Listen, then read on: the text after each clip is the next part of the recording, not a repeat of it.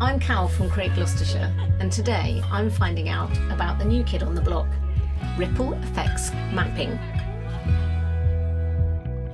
So first things first, Alan, what is ripple mapping and why do we need it? It's quite a new way of looking at the wider impacts of the work that's being done. It's really visual, it's using pen and paper drawing, so it's not numbers, it's not data on a spreadsheet. It's a great way of bringing people together to reflect on the work you've done, but just to talk about what's happened and hear the stories of how we've got to where we are. It's collaborative, you really hear about the good things that have happened, the bad things that have happened, and how we've learned from those. You start talking about something here and that reminds someone else about something that happened previously. You're just jumping back and forth to understand what those wider ripples were. And then when you think about in sort of the next few months what you want to achieve, it gives you an opportunity to kind of plan out how that might look. And then you can come back in the future and really kind of say, did this work? Didn't it work? Why didn't it work? And how do you pull out those really key stories? Who's it for? We've used it in a number of different ways. If you've got a specific project, that works really well. But where it's developed, there's no sort of set way of doing it, so you can sort of tailor it to your own needs really. So therefore it can work for organisations or it can work for individuals as well.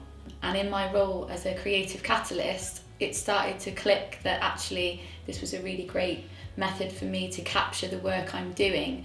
And I'm able to kind of log meetings and conversations and observations I was having within my role. I could reflect back on everything that I'd done, but also going out into the Forest of Dean community and meeting with organisations and artists.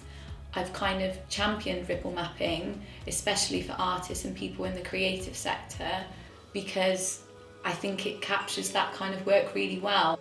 That slow work, that progress, that they did an audition, they spent an hour in this studio. And from an organisation perspective, it can work in a number of different situations. So did some work with a group that have come together, organisations and members of the community in Matson that have been together for a number of years, and they then worked on a community chest. And doing the ripple effects mapping for that, they realised that actually it was having that relationship built up beforehand gave it more chance of success, and that was kind of one of the key learnings from that map.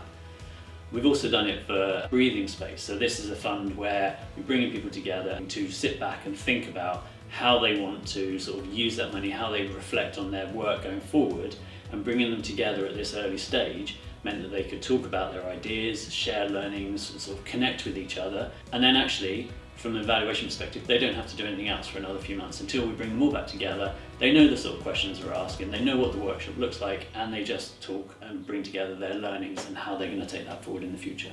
How do you define something that is so brilliant? Well, that was a day well spent. If you'd like to have a go at ripple effects mapping, check out the documents on the page below and let us know how you get on.